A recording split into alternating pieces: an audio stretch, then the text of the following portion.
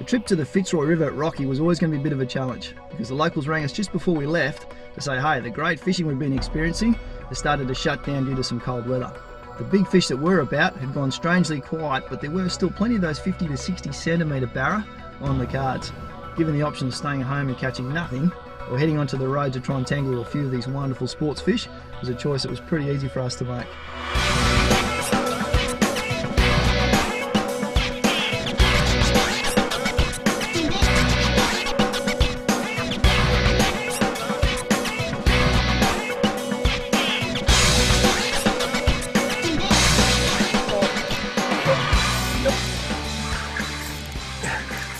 How good's that?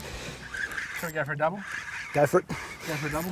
While the fish are on, and the fish are biting, you make the most of it. Oh, it's ready, is it? I think he's a little barra. He's only a little fella. Oh yeah? Yeah, nice. How good are they? Lots of fun. So much fun. Beautiful little Central Queensland estuary barra. The benefits, sometimes using your eyes with some of the best fishing tools we've got, putting casts in the right place, there's some active fish around, getting it in front of them and letting them do the rest. All right, let's get this guy back.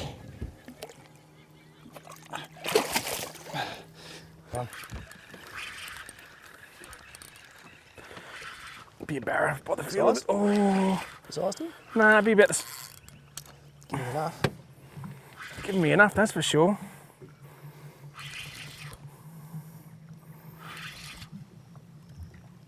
Oh, I think he might be better, Adrian. Nah, he's the same size. Same old rat. Fun size, mate. Fun size. Just open the barrel a bit.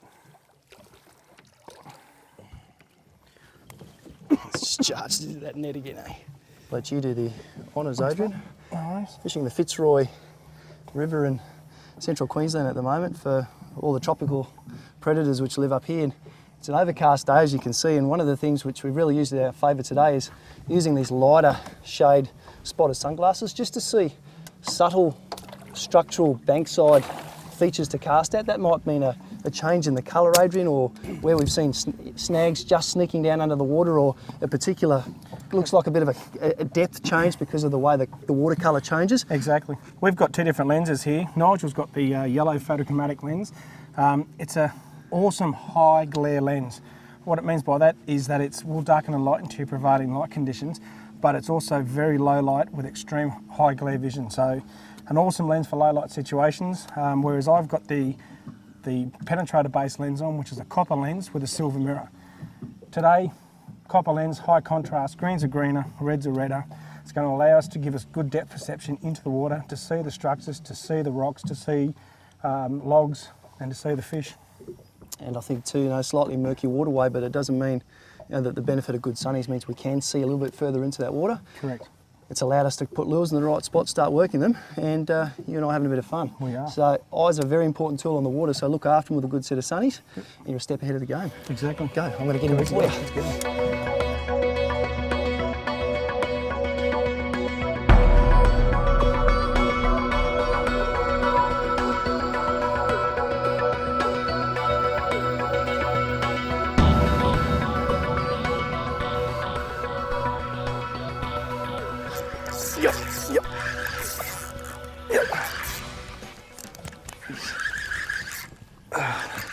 Little fish.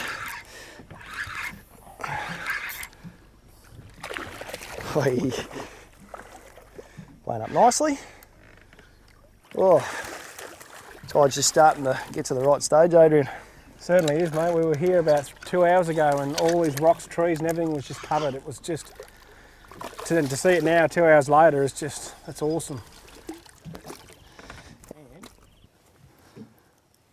Oh, they're a prize fish. One of our classic sport fish that so many anglers around Australia spend a lot of time chasing.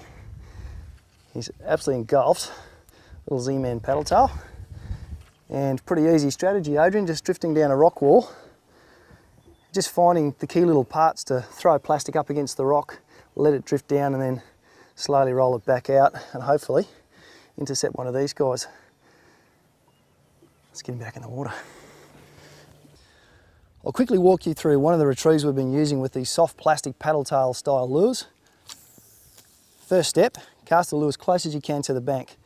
Watch it land. The moment it's landed, engage your reel and just watch your braided line. That lure will start fluttering down close to the edge. The moment it's hit that bottom, you'll visibly see that braided line slacken off in the water. Then it's a case of quickly wind up that slack and then slow roll it out about a metre or so and pause it again. Let it go down. You'll very often find bites come as you pause and that lure starts fluttering down. Every time that braid slackens off, it means your lure's on the bottom and then it's a time to keep rolling it out. And what that effectively does is allows you to fish that lure out in a contoured fashion, so it keeps it in that zone where the fish are going to be. And once again, the importance of wearing good polarised sunglasses helps you see braided lines so much more easily in any given light, and that's the key very often to fishing this retrieve. We matched our spin rods with 3 and 4,000 size Abu and Shimano reels, loaded with 14 to 20 pound high visibility braid that we completed with 2 metres of 40 and 50 pound fluorocarbon leaders.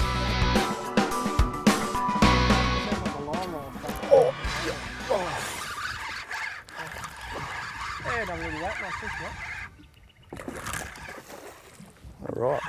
Bit of acrobats. Roached it. Yeah. Geez, they're into the soft plastics. I'm liking it.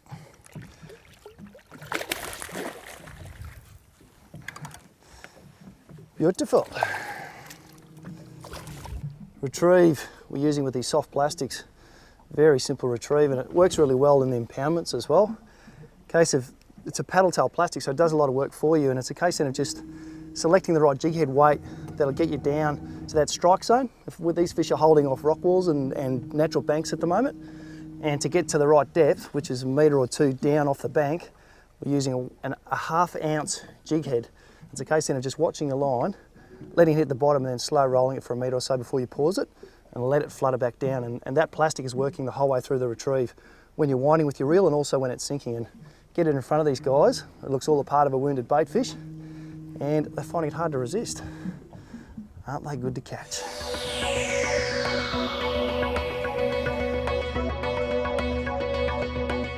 Reading the tides is a big part of catching fish wherever you go. It became quickly apparent that the last stages of the run-out tide were a prime time to catch barramundi in the Fitzroy River. The water became a lot clearer, it was much easier to see the rock bars where the fish were holding, and also the lower flow in the river made it a lot easier to cast and present soft plastics to fish that were out actively searching for food.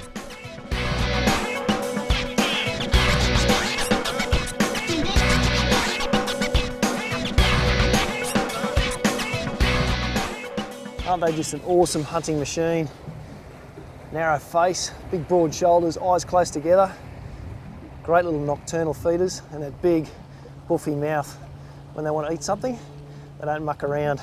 That's why sometimes the bite with these guys is very much detected as just a solid little tap through the rod, and what that is just signifying that they've inhaled what you've got. And in this case, a little paddle-tailed Z-man, which we're just working out of some shoreline structure.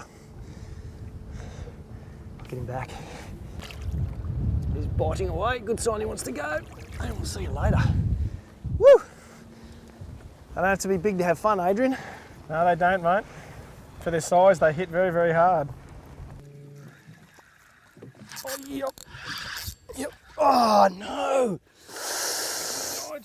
Ah, better fish. Far out. It's just getting to that right stage of the tide. Fishing an estuary, which can be a bit murky, and it's just started clearing up a bit. And Adrian and I changed shades and the lenses a couple of times, and now we can actually start seeing a bit of structure and picking where the water's rolling a little bit. It's helping us cast soft plastics just into the right spots and rolling them through. We're really strategically working lures into zones where we think fish are, but we're certainly using our eyes to help pick the key spots. But we are drifting fast and you want to make your casts count. Use your eyes, get in the right spot, helps you hook them. Not always land them, but it does help you hook them. Paddle tail style soft plastics have become synonymous with the barramundi fishing scene, and it's great to see that so many anglers in the estuaries are starting to now use them as a first choice style of lure.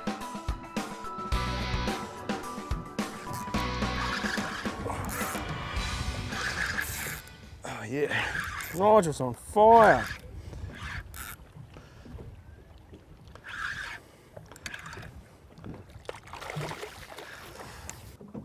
another feisty juvenile Barra, fishing up just below Rockhampton, and the river here is full of these guys and also plenty of bigger ones. I don't think the bigger ones are getting a chance at the moment. These guys are beating them to it because we're putting well presented soft plastics in front of them again and again. A good lesson when heading to new spots is to take fishing reports as a guiding tool only. Fishing changes by the day, and very often what you hear will have changed dramatically by the time you hit the water. What this means for you is that a new day on the water should be started with you using your brains and your fishing experience to best guide you how to catch a fish. It's Bill Klassen here from The Fishing Show, and if you like this instructional video and want to learn more, it's simple. Go to fishingshowtv.com.au and see a whole host of additional videos.